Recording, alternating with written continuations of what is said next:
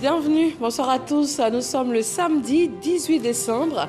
À la une de l'actualité, 4 ministres ivoiriens mènent l'offensive diplomatique en Turquie. La ministre des Affaires étrangères, Kandia Camara, les ministres de la Santé, de l'Éducation nationale et celui de l'Agriculture sont de toutes les rencontres à ce sommet Turquie-Afrique. Ils font la promotion de la destination Côte d'Ivoire en vue d'intensifier la coopération ivoiro-turque.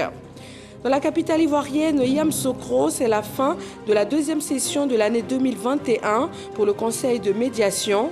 Le médiateur de la République, Adama Tounkara, a fait un bilan et il en ressort essentiellement la fin de la violence intercommunautaire. On reste à Yamoussoukro pour le week-end des Ebony. Les meilleurs journalistes de l'année seront récompensés. Le Super Ebony sera connu dans quelques heures seulement. Une vingtaine de nominés, des prix sectoriels et spéciaux seront décernés. Cette 23e édition regroupe plus de 500 journalistes. Un cross a eu lieu ce matin dans les rues de Yamoussoukro. Et puis aux Philippines, le super typhon Rai a fait au moins 33 morts, des dizaines de portées disparues et plus de 300 000 personnes déplacées. Vous informez sur RTI 1.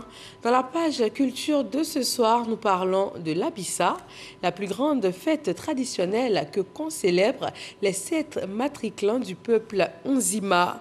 L'Abissa, danse conjuratrice des calamités et des souffrances. L'Abissa, moment de réjouissance, de retrouvailles, de bilan et de partage. Abissa 2021, quel bilan après la reprise? Nous en parlons avec le président de l'association Abissa, M. Jean-Baptiste Amichia. Bonsoir, M. Amichia. Bonsoir. Merci d'être avec nous ce soir. Nous allons vous retrouver dans tout juste quelques minutes pour en parler. Merci. À tout à l'heure. Pour l'instant, direction Istanbul, la capitale de l'Afrique, le temps du sommet Turquie-Afrique. 4 ministres ivoiriens ont effectué le voyage pour nouer des partenariats d'affaires avec leurs homologues turcs. La délégation ivoirienne est conduite par la ministre des Affaires étrangères, Kandia Camara. Michel Digré.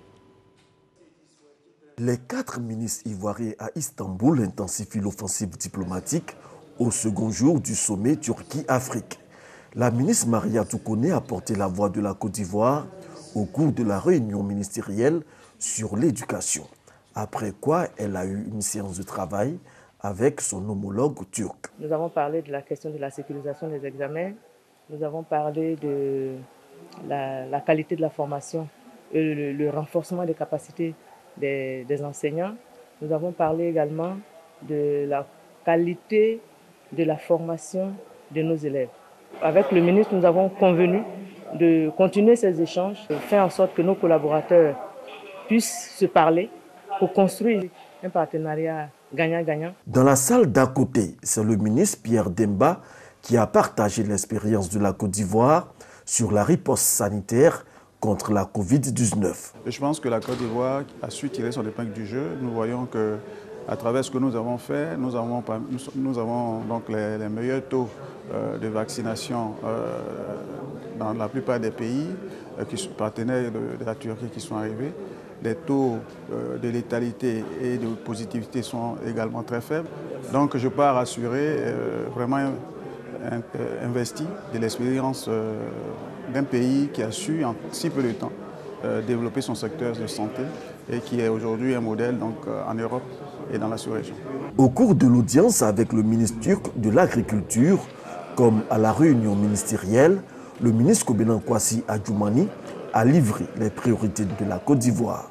Nous avons parlé des potentialités agricoles de notre pays qui aujourd'hui ont besoin d'être fructifiées et donc la Turquie s'engage à nous accompagner dans le domaine de la transformation de nos produits et le ministre également nous a donné l'information que des équipes viendraient en Côte d'Ivoire pour voir notre niveau de mécanisation de notre agriculture parce qu'en la matière, la Turquie est très en avance. Le dernier tableau de cette offensive diplomatique s'est joué dans la salle des plénières où les ministres des Affaires étrangères des pays présents à ce sommet ont planché sur plusieurs thématiques. Ces points concernent la paix, la sécurité, la justice, le développement axé sur l'homme, la santé, l'éducation, la formation de qualité, l'emploi des jeunes et des femmes, l'environnement. La ministre Kandia Camara donne la position des pays africains sur ces sujets. Tous ici, nous nous sommes accordés pour dire que tous ces points sont des points prioritaires pour l'ensemble des États africains. Parce que nous sommes tous confrontés aux mêmes problèmes, nous avons tous les mêmes défis à relever et donc nous avons décidé, nous pays africains, de coordonner justement ces points de vue et d'en discuter avec notre partenaire qu'est la Turquie. En marge de ces travaux, Kandia Camara a multiplié les échanges avec ses homologues et a accordé des interviews à la presse internationale pour vendre les potentialités économiques de la Côte d'Ivoire. Et retour en Côte d'Ivoire, précisément à Yamoussoukro, pour la rencontre qui marque la fin de la deuxième session de l'année 2021 pour le Conseil de médiation. Le médiateur de la République, Adama Tounkara, a fait un bilan et il en ressort essentiellement la fin de la violence intercommunautaire dans le pays. Kader Sogodogo. Le médiateur de la République, Adama Tounkara, avec autour de lui l'ensemble de ses délégués en région, achève cette deuxième session de l'année 2021 du Conseil de médiation. Cette rencontre aura permis de faire le point sur la situation sécuritaire et sociale entre les populations vivant sur le territoire national. Le pays semble avoir renoué avec sa tradition de paix. Nous sommes très heureux d'aboutir à des résultats très satisfaisants et de constater que la cohésion sociale dans notre pays est de mise, que la paix est revenue dans toutes les régions et que nous avons des solutions pour nous préparer pour encore approfondir la paix en Côte d'Ivoire en travaillant efficacement avec les délégations qui nous représentent à l'intérieur du pays. Le médiateur de la République, Adama Tounkara, entend poursuivre ses efforts pour maintenir le climat social paisible. C'est clair, le dialogue politique qui vient de reprendre sera un atout majeur pour cette soif de paix. Journée nationale d'hommage aux doyens pour la 3e édition. La Commission nationale a porté son choix sur le général Akissi Kwame. Elle est la première femme générale de Côte d'Ivoire. Herman Guivet. Une conférence publique pour passer en revue et honorer le parcours exceptionnel de la première femme à atteindre le grade de général de brigade dans l'armée ivoirienne, Akissi Kwame. Parachutiste, médecin gynécologue, obstétricienne, servante de Dieu et présidente de la fondation Akissi Kwame. Aujourd'hui à la retraite, le général de brigade Akissi Kwame est célébré pour toutes ses qualités professionnelles, humaines et sociales par la Commission nationale d'hommage aux doyens, la CNHD, présidée par Célestin Coco. À travers la thématique « Général Akissi Kwame, itinéraire d'une femme moderne », le conférencier, le docteur Jofolo Doumbia, mettra en lumière les valeurs qu'incarne cette personnalité féminine. Le choix se fait au niveau de la commission scientifique, qui est une commission scientifique destinée à valoriser, si vous me permettez, des valeurs. Alors la commission nationale d'hommage aux doyens a décidé, nous allons rendre hommage aux hommes valeureux et aux femmes valeureuses qui vivent encore. C'est ce que nous appelons l'hommage costume. Et l'hommage ne sera plus pour nous posthume, c'est-à-dire après sa mort. Il faudrait que cette personne ait marqué son existence par des actes qui permettent d'évaluer l'homme dans sa dimension transcendantale. Nous avons pris la générale Akissi à cause de la thématique du genre aussi. Nous avons honoré 2 hommes, c'est-à-dire le professeur Sarasoro et ensuite le ministre Lambert Amotano. Donc il était tout à fait normal que nous pensions aux femmes. Et nous avons trouvé une grande femme qui répond à tous les critères de personne, de personnalité et de personnage. Présents à cette conférence publique, des femmes issues des différents corps de l'armée ivoirienne, des ex-collaborateurs du général de brigade Akissi Kwame, des représentants du Sénat, des ONG de promotion des femmes, des représentants de plusieurs ministères. Le général Akissi Kwame, par son exemple, par son parcours exceptionnel, montre qu'en Côte d'Ivoire, les barrières au niveau de l'acceptation des compétences féminines, ces barrières-là s'effacent au fur et à mesure. Et voir une femme se hisser au sommet de l'armée, au grade de général, elle est une icône et c'est un exemple qui est à transmettre à la jeune génération. Le général est une femme complète, tant au plan des valeurs morales qu'au plan des valeurs intellectuelles. Et nous voulons, au ministère de la Femme, de la Famille et de l'Enfant, travailler sur ces valeurs pour qu'il y ait plus de compétences avérées et plus d'entraide, afin que nous puissions véritablement arriver à cette égalité de genre que nous souhaitons. Âgée de 66 ans aujourd'hui, la native d'Assakra, dans la sous-préfecture de Kwebo, département de Tumoti, demeure assurément un modèle inspirant pour les jeunes générations. Dans la Bagoué, l'aérodrome de Boundiali se prépare à faire peau neuve. Les derniers occupants du site sont sommés de le libérer avant la fin de cette année. Le maire de la commune, Maria Toukone, est allé les informer de vive voix afin que les travaux puissent démarrer plus tôt à Mississauga. L'aérodrome de Boundiali bientôt opérationnel. La ministre maire Maria Toukone sur le site pour exhorter les derniers occupants à le libérer afin que les travaux de réhabilitation puissent démarrer. Ces derniers disent avoir saisi le message mais manquent de moyens pour se reloger. Je suis installé ici, ça fait plus d'une vingtaine d'années avec ma famille. Nous avons reçu une mise en demeure. Alors, nous voulons bien partir, mais la pauvreté aidant, on ne sait pas où aller. Et nous voudrions que les autorités compétentes puissent nous aider. Nous avons été informés depuis 3 mois maintenant qu'on doit quitter l'aéroport. Aussi, c'est un problème. Nous, on a envie de partir. On est pour le développement. En tout cas, nous sommes en train de faire des pieds et des mains pour partir dans le meilleur délai. L'aérodrome de Boundiali a cessé de fonctionner depuis 1999. La nature ayant horreur du vide, ce site a été illégalement occupé par plusieurs familles. Aujourd'hui, avec le développement de la ville de Boundiali, cette infrastructure aéroportuaire est un atout majeur et les autorités comptent bien en profiter. Que les populations comprennent que nous voulons le bonheur de Boundiali. C'est pour leur bonheur que nous souhaitons qu'elles partent, afin que les travaux puissent effectivement démarrer. Actuellement, c'est une piste, mais c'est avec cette piste-là que les avions atterrissaient ici. Ça veut dire que la piste est encore très bonne. Si les avions descendent à Boundiali, c'est tout un avantage pour les populations de Boundiali elles-mêmes, mais surtout celles de Kouto, celles de Tengrela. Ça va raccourcir, l'aéroport raccourcir les distances. Avec le départ de plusieurs familles, les premières démolitions ont déjà démarré.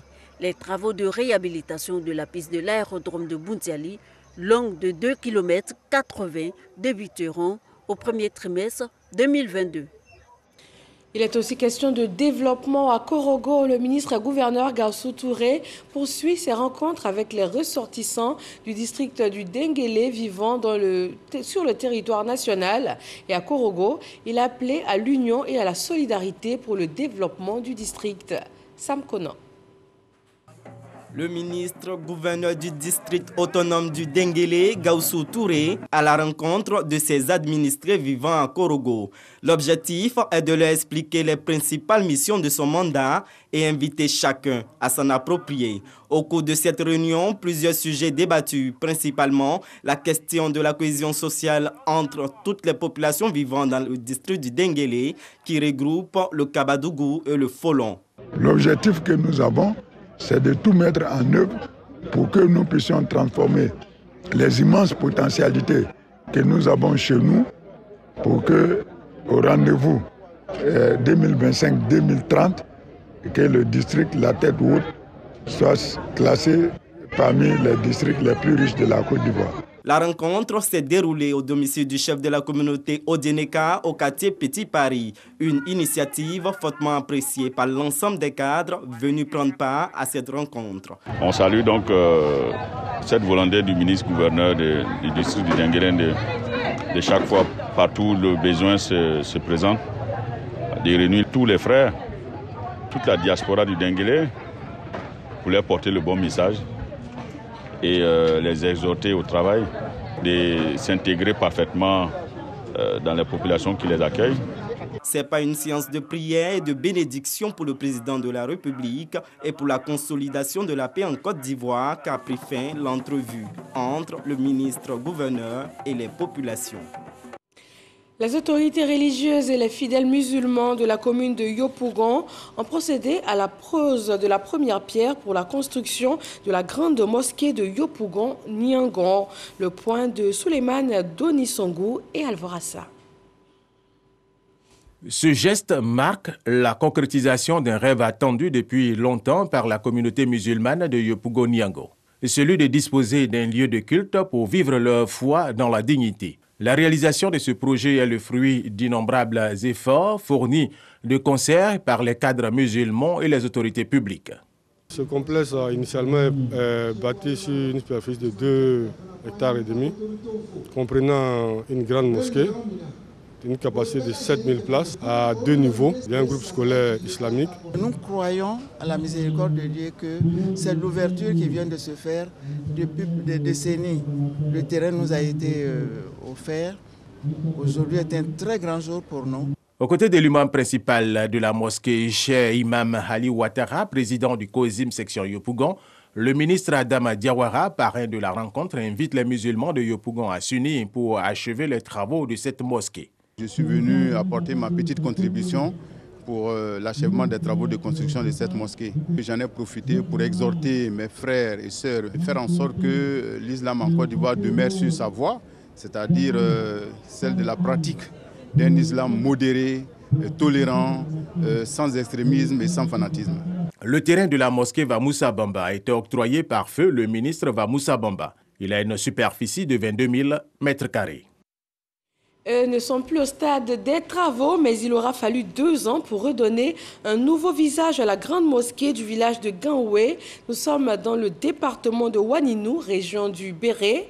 Les fidèles musulmans de cette localité peuvent de nouveau pratiquer leur culte dans un cadre enchanteur. Mama Traoré. Dans le département de Ouaninou, région du Bafing, Ganoué est un village connu pour son attachement à la pratique de l'islam depuis des décennies. En atteste la présence de cette mosquée centenaire de style soudanais, juste en face de laquelle triomphe désormais le nouveau cadre futuriste de la grande mosquée. L'édifice vient d'être rajeuni suite à de grands travaux lancés en novembre 2019. C'est un édifice qui a été inauguré le 1er août 1997. Ça avait pris un coup de vieux et puis il était fortement dégradé. Cette grande mosquée a été construite entièrement que par les fils et filles du village. Depuis ce vendredi, la grande mosquée rénovée de Ganoué est de nouveau rouverte au culte. La qualité des travaux, ornée d'une décoration de type arabesque, a vite fait de conquérir les cœurs des fidèles musulmans. Notre mosquée, vraiment, ça me plaît. Vraiment, où on est là, en Côte d'Ivoire, moi aujourd'hui, il n'y a pas notre mosquée là, il n'y a pas sondé. Notre culture, c'est l'islam. Nous sommes nés musulmans et on grandit dedans. Ce qui se passe, on montre aux enfants qui doivent venir au village. Il ne faut pas, ils vont regarder seulement que non, il n'y a pas ça chez nous. Ce qui est à Abidjan, il y en a chez nous ici. Pour cette réouverture, Ganoué a fait appel aux leaders religieux musulmans de Côte d'Ivoire. L'honneur est revenu au Cheikh Haïma Ousmane Diakité d'officier la grande prière du vendredi. Dans le sermon qu'il a prononcé, le président du Conseil supérieur des imams des mosquées et des affaires islamiques a loué l'initiative de réhabilitation prise par les cadres de Ganoué sous le leadership de l'un de leurs, Moussa Sanogo, ministre du budget et du portefeuille de l'État. Là où on prie le Seigneur, ce sont les lieux les plus aimés par Dieu. Et donc là où on crée les conditions pour que les uns et les autres puissent prier notre Seigneur, appeler à la paix, appeler à l'amélioration des conditions de vie de nos populations, appeler à ce que nous ayons une entente cordiale. Je crois qu'il n'y a jamais rien de trop grand pour ces lieux-là. Ganoué, qui est un village très important dans l'histoire de l'islam, un village de spiritualité, un village de diffusion de la science de l'islam. Et nous avons cité le hadith du prophète qui dit, alayhi salatu wassalam, celui qui construit une mosquée dans le monde d'ici-bas, Dieu construit pour lui une maison dans le paradis. Cela suffit comme motivation pour chacun. Ganoué a une nouvelle mosquée, mais n'oublie pas l'ancienne. L'engagement a été pris par les cadres de veiller à la restauration de ce patrimoine religieux, tout comme celui de mettre sur pied un comité chargé de l'entretien de la grande mosquée rénovée. Dans le domaine de l'enseignement supérieur, le 11e congrès de la Fédération estudiantine et scolaire de Côte d'Ivoire, FESI, s'est tenu hier 17 décembre. Thème de ce congrès qui est l'apport de la FESI dans la gestion d'une école ivoirienne face aux défis de l'employabilité. Hors de nos frontières, les Philippines endeuillées par le super typhon Rai. Au moins 33 personnes ont été tuées et plusieurs dizaines d'autres sont portées disparues. Au total, plus de 300 000 personnes ont dû fuir leur domicile depuis jeudi à cause de ce typhon qui a ravagé le sud et le centre du pays. Selon l'Agence nationale des catastrophes naturelles des Philippines, il a traversé vendredi en fin d'après-midi le nord de l'île, destination touristique populaire avec des vents de 155 km/h. La 23e nuit des Ébonies se déroule ce soir à l'hôtel président de Yamoussoukro. Le Super Éboni, le prix du meilleur journaliste de l'année, sera connu dans quelques heures. Le concours Éboni enregistre plus de 20 nominés. Des prix sectoriels et spéciaux seront décernés aux lauréats. Et pour cette 23e édition, l'Union nationale des journalistes de Côte d'Ivoire reçoit à Yamoussoukro plus de 500 journalistes. Un cross populaire a eu lieu d'ailleurs ce matin. Jean-Marc Diadji.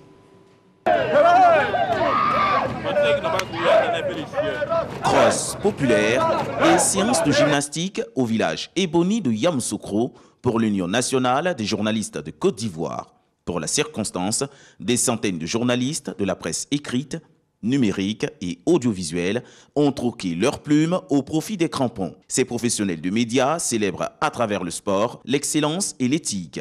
Le sport, pour eux, présente des avantages pour l'exercice de leur métier. Mais l'initiative est bonne d'avoir instauré ce cross parce que ça nous permet à nous tous, n'est-ce pas, de transpirer et d'avoir la santé. Cette journée sportive est organisée en prélude de la 23e nuit des Ébonies 2021 sous le thème « Journalisme et fake news, défi ou défiance ». La mauvaise information entraîne beaucoup de situations graves dans le monde. Donc aujourd'hui, si l'UNGCI, qui est la fêtière des journalistes de Côte d'Ivoire, prend, comme on appelle, son bâton de pèlerin pour prôner l'excellence, je crois que c'est une bonne chose. Le week-end des Ébonies, c'est une forme de récréation dans le sens noble du terme.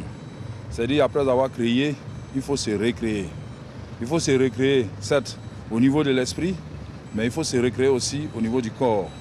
Et la meilleure manière de se recréer au niveau du corps, c'est le sport. Ce week-end festif est l'occasion pour l'UNJCI d'organiser la finale du tournoi de football de la confraternité. L'Union des blogueurs de Côte d'Ivoire et l'Association de la presse étrangère se sont opposés dans le fair-play pour cette étape du week-end des Ébonies 2021. Et vous pourrez suivre tout à l'heure à partir de 21h la 23e nuit des Ébonies en direct sur RTI 1. On en arrive à la page culture de ce samedi.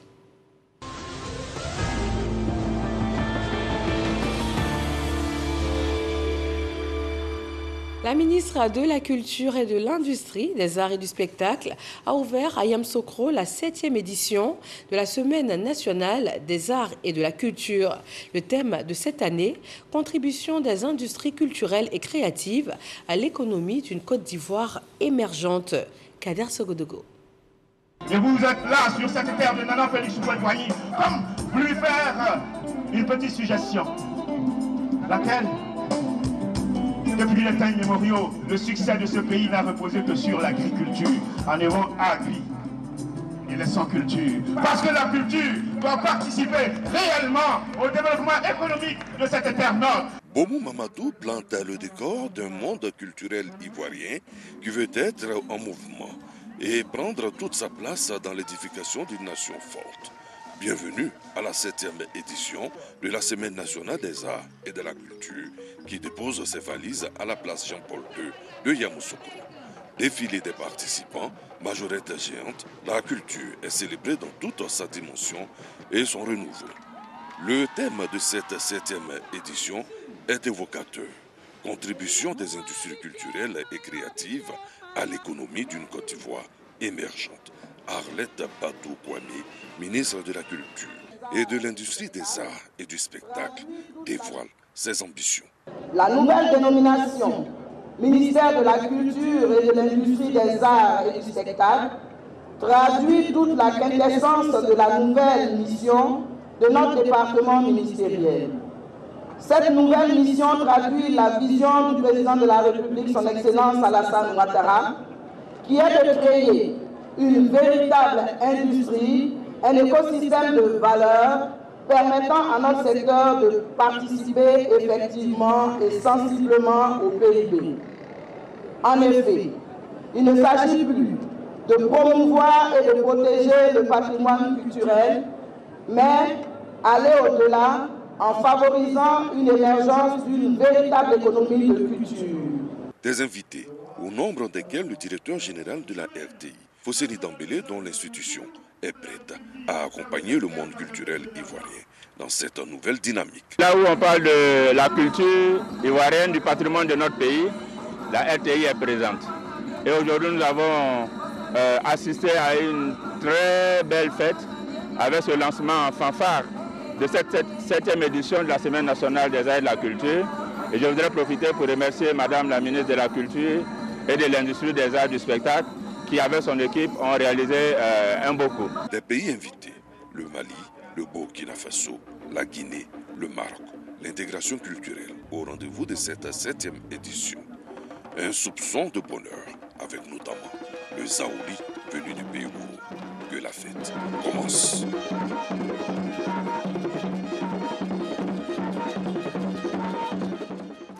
On va également parler de danse et l'entretien de la page culture ce soir nous mène en pays Nzima. L'Abissa, grande fête culturelle consacrant le début de la nouvelle année chez le peuple Nzima Kotoko. Elle revient sur la scène culturelle après une interruption en 2020 du fait de la crise sanitaire de Covid-19. Le président de l'association Abissa, Jean-Baptiste Amicia, est avec nous. Rebonsoir, monsieur Amicia. Bonsoir. Alors 2021 marque le retour de l'Abissa après une interruption, en tout cas interruption dans le sens de la grande fête que nous connaissons, même si elle a eu lieu en petit comité. Cette édition 2021 s'est tenue du 24 octobre au 7 novembre dernier. Première question, le bilan est-il positif ? Déjà, quand notre partenaire, la RTI, qui est présent dans les événements culturels, nous invite à faire le bilan est positif. Je pense qu'en un mot, lorsque tout le peuple Nzima, avec toutes ses composantes, se réunit autour de Sa Majesté Aoulatanoé pour dire « nous voulons commencer l'année ensemble, malgré nos différences, nous voulons faire le point », je pense que c'est la première satisfaction, elle est là. Elle est là, et de voir tout ce peuple qui était enthousiaste dans toutes ses couleurs, dans toutes ses composantes, venant des 30 régions de la Côte d'Ivoire et de la diaspora, ça a été un grand. Et puis en plein, quand on a les amis du peuple Nzima Kotoko, quand on a le ministre de la Culture qui est là, quand on a le Côte d'Ivoire Tourisme qui est là, quand on a l'UNESCO qui nous accompagne, quand on a les ambassadeurs de l'Union européenne et des ambassadeurs des autres pays qui arrivent, on ne peut qu'être satisfait. Même si nous savons que les choses sont perfectibles, mais c'est déjà un premier point d'avoir retrouvé la ferveur. Parce qu'effectivement, en 2020, à cause de la crise, nous avons été obligés de faire l'Abissa dans sa forme réduite. Donc on n'a pas eu l'ampleur en petit comité, mais pour pouvoir continuer. Donc c'était un Abissa vraiment réduit pour pouvoir dire, nous savons ce que c'est que la calamité. Donc quand les calamités sont là, il y a une manière de célébrer l'Abissa, c'est ce que nous avons fait. Et maintenant, nous avons appris à vivre avec la calamité et nous avons pu faire un Abissa dans toutes ses dimensions. Avec un tel bilan, on a envie de voir des images de cet Abissa, voir et revoir des images. Et on y va tout de suite avec Victorien Angoa et on se retrouve tout de suite après. Fin de l'Abissa 2021. Organisation au-dessus de la moyenne avec à la clé une mobilisation totale. Les Ivoiriens attendaient leur Abissa et ils l'ont obtenu grâce à un comité d'organisation et des autorités traditionnelles motivées. Tous ont su relever le défi. Au lendemain de la clôture de l'Abissa, place est faite à une opération coup de balai. Comité Abissa, volontaires et partenaires ont pris d'assaut le village de Grand Bassam ou quartier France. Objectif, nettoyer le site d'accueil de la fête de Nzima Kotoko afin de lui donner fière allure. Le nouvel an du peuple Nzima Kotoko célébré, table rase est faite sur l'année écoulée pour entamer celle qui commence. Les Nzima et les populations ivoiriennes sont invités à donner le meilleur d'eux-mêmes en cultivant entre autres la paix et la réconciliation. Pour rappel, La première phase de la Bissa a eu lieu le 24 octobre avec la sortie de l'Edongolé ou le tambour sacré. Pendant une semaine, les Nzima ont observé la période silencieuse et la deuxième phase du 31 octobre au 7 novembre 2021. Alors, M. Amichia, vous l'avez dit, l'année passée, la Bissa a eu lieu, mais en petit comité, du fait de la crise sanitaire. Mais avant cela, la Bissa avait connu des perturbations déjà. Et le thème cette année, la Bissa, un creuset de valeurs et d'espoir. Est-ce que cela est relatif aux antécédents? Est-ce que vous, les organisateurs, vous ne retrouviez plus justement ces valeurs premières-là de la Bissa? Je pense qu'il était temps qu'on reprenne et qu'on se remémore ce que c'est que la Bissa, cette capacité à travailler sur la cohésion. Bien sûr, quand le peuple se trouve dans des périodes troublées, il est bon de se remémorer cela et de se dire « travaillons ensemble ». Et cette année, nous avons tenu compte de la pandémie, puisque nous avons commencé les opérations, l'association a commencé par une opération de vaccination qui a commencé au mois d'août, bien avant la Bissa. Et ensuite, pendant la période qui a précédé, on s'est aussi occupé d'une opération de dépistage du cancer du sein et du cancer du col de l'utérus. Donc c'est non seulement venir danser, mais c'est prendre le peuple dans toutes ses composantes. Et on sait que la santé fait partie de ces composantes. On sait que le dialogue fait partie de ces composantes. Et c'est pour cela que nous avons dit, soyons réalistes. Creuser d'espoir, creuser dans le sens où on se retrouve ensemble dans ce creuset et on va tout malaxer pour pouvoir sortir quelque chose qui est beau, qui est cohérent et qui est harmonieux. Et c'est joliment dit. Un des moments clés de cette célébration annuelle, c'est la danse au son du Edongolé. C'est bien dit, non? Parfait. Le tam-tam parleur. Quel est le sens réel au-delà de l'aspect festif, au-delà de la danse qu'on voit? Alors, l'Edongolé a un grand rôle dans la Bissa parce qu'il appelle le peuple à danser. Justement, quand j'ai parlé de malaxer, quand je parlais de rentrer dans le sable, c'est pendant les différentes étapes de l'Edongolé, on va retrouver le cheminement de la Bissa. On va retrouver la cueillette, la plantation du maïs, on va retrouver la cueillette du maïs, on va retrouver la capacité de malaxer pour pouvoir sortir quelque chose de bien. Donc l'Edongolé est à la fois celui qui nous permet d'exprimer, il est aussi celui qui va absorber tout ce que nous disons, puisque l'Edongolé va absorber toutes les critiques et à la fin va pouvoir nous permettre de nous libérer pour pouvoir commencer une nouvelle année en ayant évacuer tout ce qui était contraire à la cohésion. Alors vous parlez justement de critique. Un autre instant qui est très attendu, c'est la critique sociale. C'est à ce moment-là que les mécontentements qui ont été enregistrés au cours de l'année sont publiquement exprimés face à un roi qui est devenu le temps de ce rituel-là un sujet ordinaire. On a envie de savoir, est-ce que par la suite, certaines critiques ne portent pas préjudice à leurs auteurs une fois que le roi redevient roi? Alors, je pense que c'est un élément capital de la Bissa et même du peuple Nzema, de se dire, après une semaine de réflexion, on est capable de venir sur la place publique pour présenter non seulement les méfaits, mais aussi les bienfaits. C'est-à-dire, donc, on va magnifier ceux qui ont besoin d'être magnifiés et on va critiquer et appeler à la correction ceux qui ont mal fait. Donc, ça fait partie de la tradition de dire qu'on ne tient pas rigueur à quelqu'un de ce qui est dit. C'est pour ça que les chansonniers sont en une immunité pendant la période de la Bissa. Oui, pendant la période de la Bissa. Et après. Mais oui, mais c'est pour ça que nous avons comme tradition de ne pas tenir rigueur après. C'est pour ça que lorsque vous êtes critiqué pendant la Bissa, vous félicitez les chansonniers parce qu'ils vous permettent de vous améliorer. Donc c'est cette puissance du peuple Nzema de dire la critique est un phénomène d'amélioration de la personne et d'amélioration de la société. Donc c'est important, c'est pour ça que je dirais que c'est une forme de démocratie de dire on est capable de critiquer même le roi à condition de respecter les codes, de respecter l'élégance langagière, de savoir comment parler et d'être factuel. C'est de dire, c'est cet apprentissage-là qu'on peut apprendre aussi, c'est de dire, c'est pas j'ai entendu, mais j'ai vu tel fait, et si vous ne me croyez pas, vous avez un témoin de ce que j'ai vu. Cette année, par exemple, quelles sont les critiques principales qui sont ressorties?